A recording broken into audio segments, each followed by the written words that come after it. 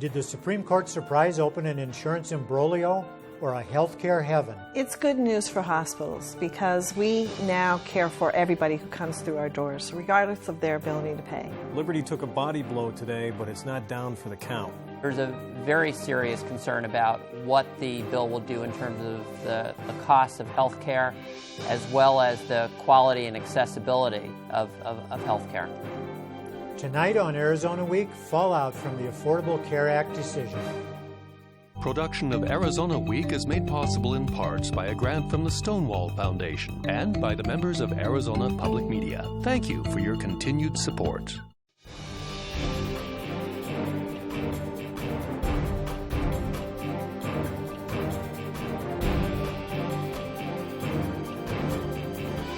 Once again, your moderator, Michael Cheha.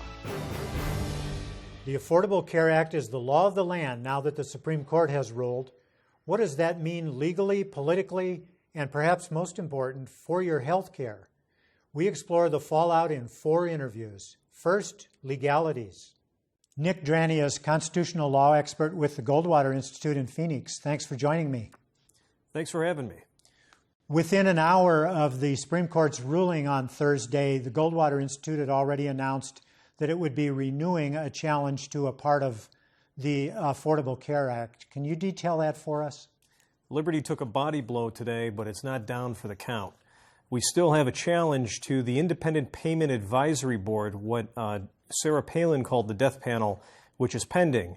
And that challenge is actually made stronger by the portion of the decision that struck down the individual mandate under the Commerce Clause and the Necessary and Proper Clause. So we will pursue that challenge to the healthcare law with fervor and until the end.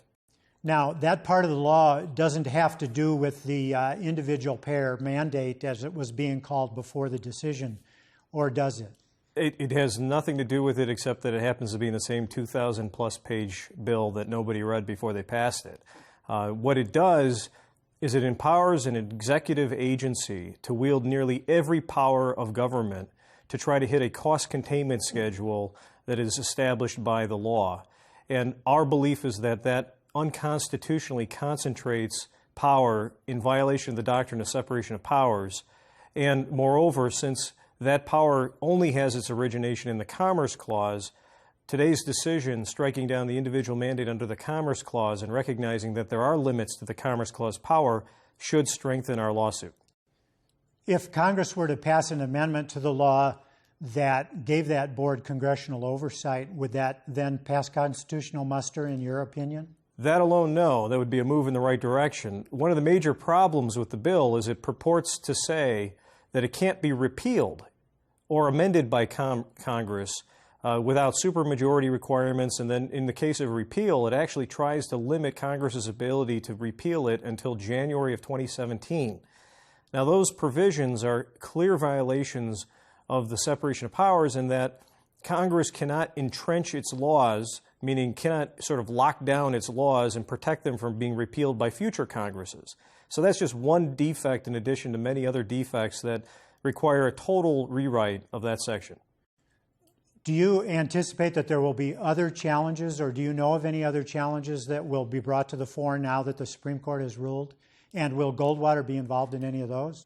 Goldwater is going to be examining this decision in detail and look for other opportunities to challenge the Commerce Clause elements of the healthcare law. Now, the thing to understand is that although the individual mandate was upheld as a tax, not all portions of the healthcare law can be classified as a tax. Most portions of the healthcare law have to be found to be supported in the Commerce Clause.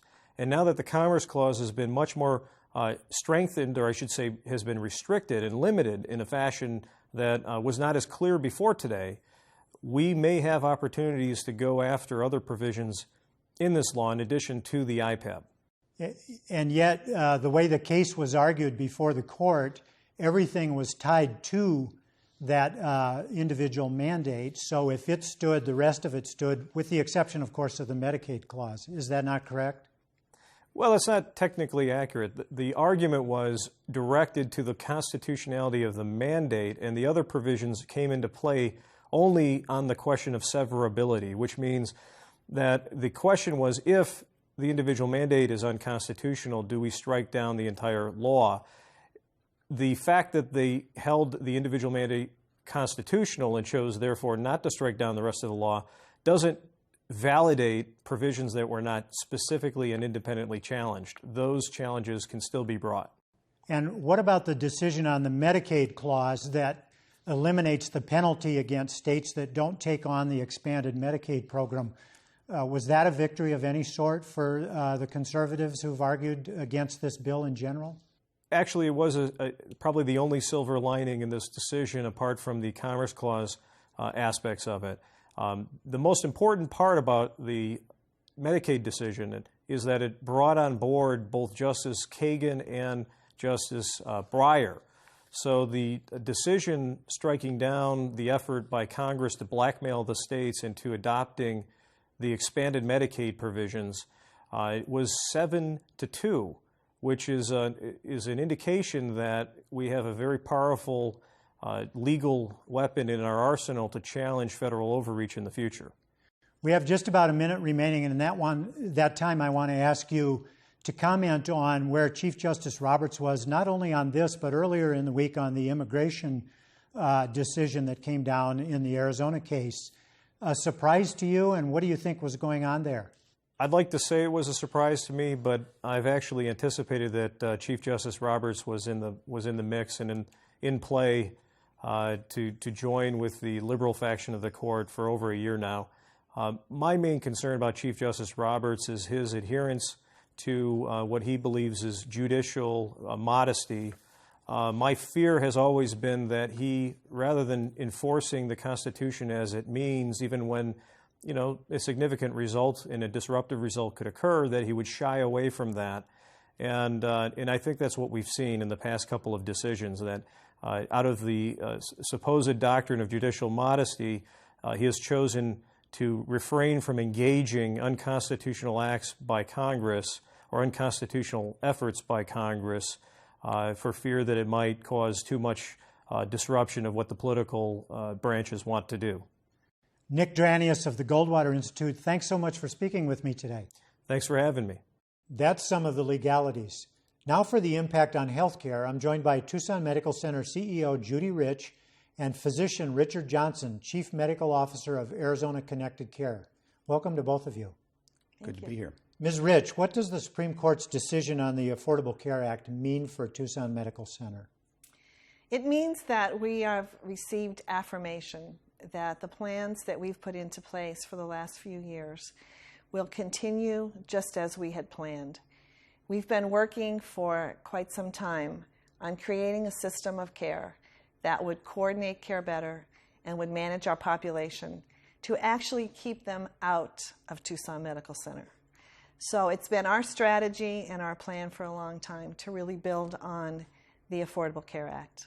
And part of that process that Ms. Rich described, Dr. Johnson, is the program that you run as Chief Medical Officer. And it was funded under or created or authorized under the Affordable Care Act. Tell us a little about that program. Yeah, the program is actually designed to bring the best care to every patient every time. And the Affordable Care Act does definitely help because a lot of those patients are unreachable right now simply because they can't afford health care. The other interesting thing about us, and I think that it's important that people in Tucson at least realize that what we're doing with the Arizona Connected Care here in Tucson is a prototype that can be used in the rest of the country because it's not a giant unified healthcare system that already runs everything. There's a group of people and a group of physicians and a hospital that are all working together to try and enact those changes to make healthcare better.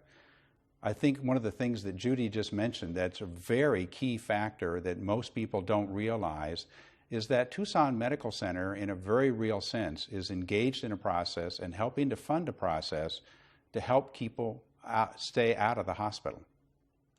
Now, keeping them out of the hospital is a great thing, but when they do need health care, they have to pay for it, or someone has to pay for it. And that's a big factor in the Affordable Care Act. Is this going to bring out more financial viability for health care? It's good news for hospitals because we now care for everybody who comes through our doors, regardless of their ability to pay. And the individual mandate that was upheld by the Supreme Court really gives us the opportunity to start working on how to give 30+ million people a form of insurance that will pay for their health care. And we're very excited about the fact that we can now stop debating the individual mandate and really set about putting it into place and figuring out how to do it and how to make it work for the most people. Now, Dr. Johnson, when it's in place and people are getting health care, give us an example, perhaps from the patient level, of how your program helps people to stay out of the hospital. Good question, Michael. And one of the things I'll have to start off with is dovetails with what Judy just said, which is that one of the single biggest problems we have as providers is patients who don't have medical insurance, cannot afford the basic medications they need to take care of their chronic diseases, can't afford to receive the kind of care they need for preventative health, and help stop them from ending up in the hospital or in the emergency room where the most expensive care is given. One of the things we really focus on is providing the right care for the right patient when they need it every time. That's really the heart of what Affordable Care is about, or Arizona Connected Care is about. And funding for that program, is it coming from the Affordable Care Act? Not directly from Affordable Care Act as much as it comes from the payers, including CMS and Medicare Advantage, etc. CMS is? Medicare, Okay. Medicare, Medicaid, Center for Medicare and Medicaid Services. They are actually providing income that we share some risk for them if we can provide care for these patients that's the high quality that we expect to give and that meets their standards, and at the same time is done for less than what the expected care would be. There are some shared savings that they share back to the providers and the hospital here in Tucson.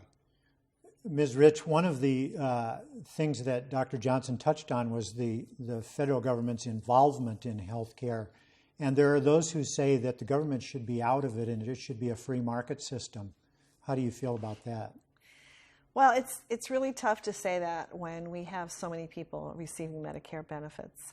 I think that there's a time in your life when you can maybe philosophize about whether the government should be providing health care or funding it. But once people get to the age of 65 and they realize that they're no longer employed and they're retired, and they really want a very affordable, good system of care that gives them access to all physicians, Medicare looks pretty good. And the challenge for all of us in healthcare is to take the dollars that the federal government has put into Medicare and really spend them wisely, to only put them where they're needed and to not over-treat patients and to keep people home if they can stay home and in the hospital for acute care.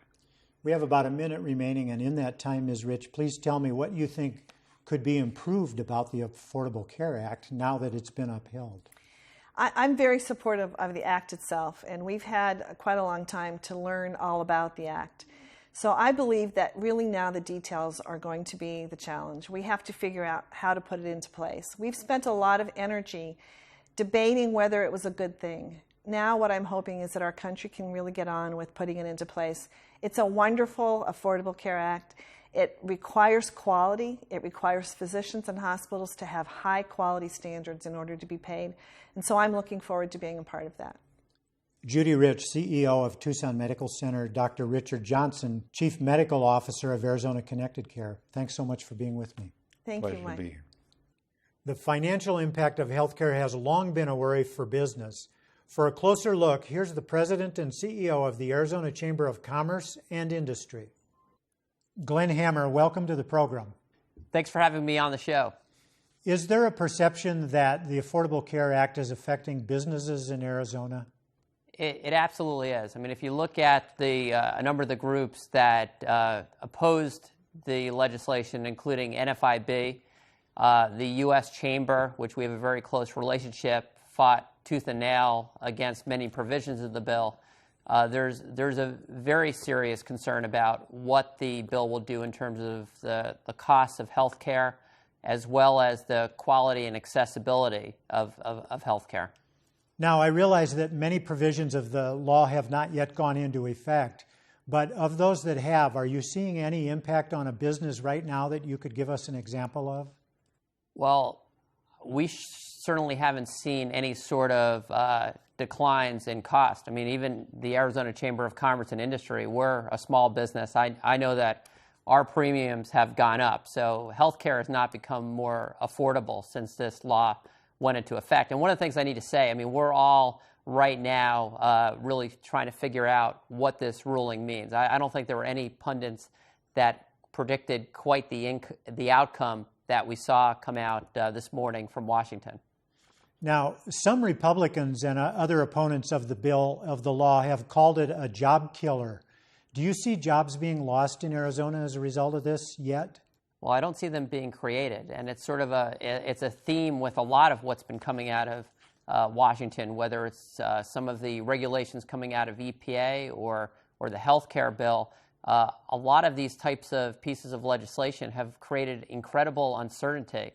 And if there's any certainty, the certainty is that in some way they're going to increase the cost for businesses. And that makes it more difficult to add workers. And even though the state's economy is starting to rebound and we're starting to overall add jobs, we're still in an overall fairly turbulent economy. And these types of large regulatory regimes are not job creators.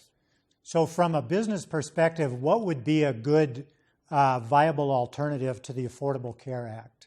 Well, that's a fair question. I mean, no one argues that we need to figure out a better way to make sure that people are covered, that they have good care.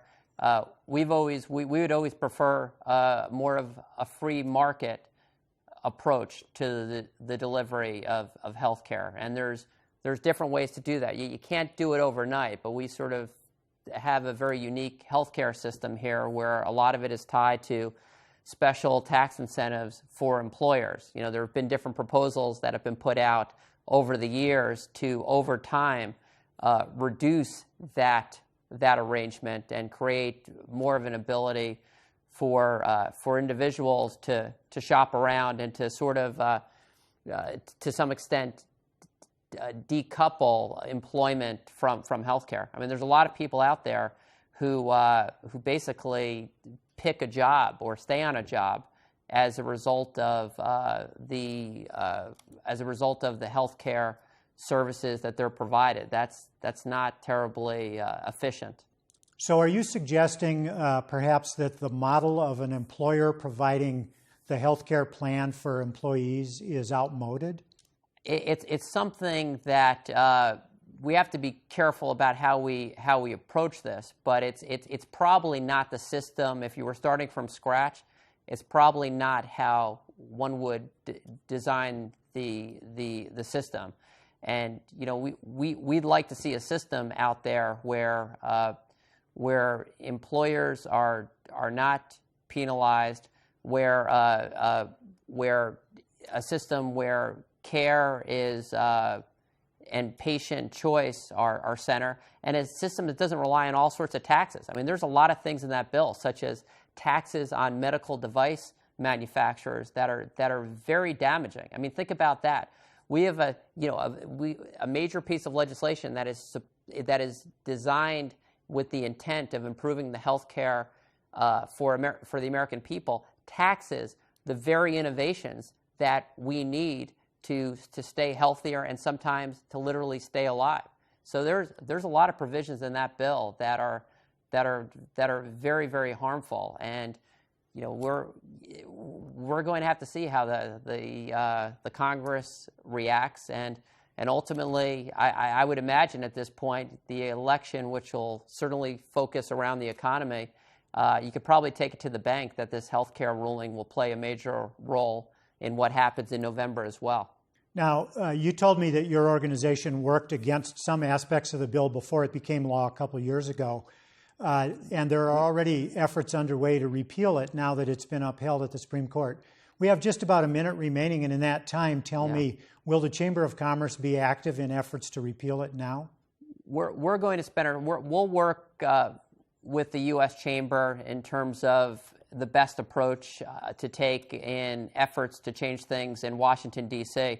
But I've got to say, there's going to be a lot of decisions that are going to be that will need to be made on the state level in terms of how to deal with the Supreme Court's decision with respect to Medicaid funding. That's going to be a huge issue for the legislature and the governor, and I expect that we're going to put a tremendous amount of time into working on that provision of the decision, which again I don't think a lot of people really expected to come out the way it did this morning. Glenn Hammer, President and CEO of the Arizona Chamber of Commerce and Industry, thanks for speaking with me. Thank you for having me on. Striking a balance between affordability and adequate health care is a complex issue. Here's a University of Arizona public health specialist who studies the link between economics and effective health care. Dr. Joe Gerald, a health economist from the U of A College of Public Health, thanks for being here. That's my pleasure. Thank you. Overall, is the Supreme Court's decision in the Affordable Care Act good for health care in America? Yes, I think so. I think it really does represent a step forward. We've made progress today with the Supreme Court upholding this piece of legislation. It's not perfect, but I think that it's good enough to move us ahead. And what changes need to be made to get it closer to perfect? Well, I think in the first iteration here, there was really an emphasis on increasing the access to health care for many patients. And so the people who are going to benefit most are those who are currently uninsured. But we have two other large problems in the United States with regard to health care. One of those is how much it costs, and the other is how safe it is. And the ACA really doesn't address either of those problems very well. So the fact that it's called the Affordable Care Act doesn't really go to affordability? It really doesn't. That's a little bit of a misnomer, but perhaps politically expedient. And you research the relationship between economics and health care. And what do you find the connections to be in the Affordable Care Act? Really, the tie-in between economics and healthcare is pretty loose. Again, I think the name of the act is a little bit misleading, per se. And so this is really directed at more of a social aspect in asking yourself, do you fundamentally believe that Americans have a right to health care? I think if you answer that in the affirmative, then you have a lot to like with regard to the Affordable Care Act. If you don't think that's true, then there are many reasons why you wouldn't like this.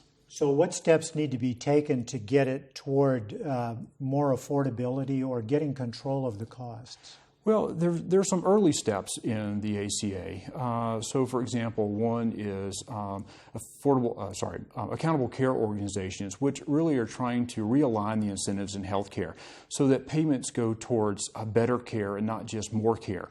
And so that's one aspect that's primarily going to affect those receiving Medicare, as it's trying to align hospitals and physicians together to receive their payments for providing high-quality care that leads to good outcomes. And hopefully, the idea is with better outcomes will come lower costs. That's a little bit uncertain, but that's the hope. And how can we make that change occur? What kinds of incentives need to be put in place for both hospitals and doctors to move toward that? Well, currently, particularly within Medicare, much of the payment is called fee-for-service. And so physicians and hospitals are rewarded for doing more care, for seeing more patients, for providing more tests. And what I think we're really interested from a social level, from a population level, is health outcomes. We want people to live longer. We want people to be healthier. And so we should reward those organizations that can accomplish those type of goals that are measured by health outcomes versus measured by just pure productivity. Now, many say that a totally free market healthcare approach is what we really need. Would that work in this realm? Well, it depends. The advantage going to a free market, a pure free market system for healthcare, is in theory you can drive healthcare prices down to their what's called their true production cost, so that they're being provided at the lowest cost possible. What you have to give up, though, in a free market type system is that healthcare will now be delivered purely as an economic good, like we would go out and buy cars or go see a movie. And so some individuals who can't afford it would just be left out of the system and would not be able to access care. And so that's really what the trade-off is. It's between trying to drive costs down to their lowest price versus trying to be as inclusive as possible and ensuring that everybody has access to care. So does that dictate some kind of government involvement at some level? Well, many believe it does. If you look at our current system, it's pretty much a hybrid. The government accounts for about 50% of healthcare spending, and the private sector accounts for about the other 50%. And the healthcare spending that the government does is primarily for those groups who would be very difficult to care for in a private system. The elderly, who have extreme healthcare costs, and particularly with high variability, and the poor, who just don't have the resources to obtain health insurance. And so the government historically has stepped in to ensure that those two groups in particular have had access to health care. For those of us like you and I who have good jobs, good paying jobs with good benefits, we're able to survive in the free market because we have resources and we have, in general, good health. But that won't hold for us, unfortunately, forever. We will get old, and at some time we will use resources. And for those of us who have health insurance, we don't recognize truly the cost of our health care. Is that not correct? No, we really don't. We may think that our monthly premiums are expensive. Perhaps we pay $350, $400 a month for premiums. But if we were to be hospitalized with an event, an average hospitalization occurring in the $20,000 range, we're paying only a small fraction of that cost. And so the fact that many of us are insulated from the price of health care is very difficult for us to make individual decisions about what care is of high value and what care is of low value. So what disrupts the balance between good economics and good health care? Is it politics, or what is it? We only have a few seconds remaining.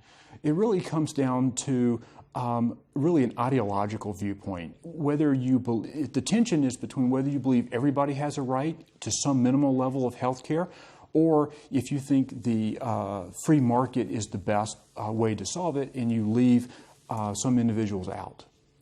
Dr. Joe Gerald of the U of A College of Public Health, thanks for being with me. It was my pleasure. That's our program for Friday, June 29th, 2012. To keep up with the most important news and public affairs developments, go to azpm.org. For Arizona Week, I'm Michael Chihak.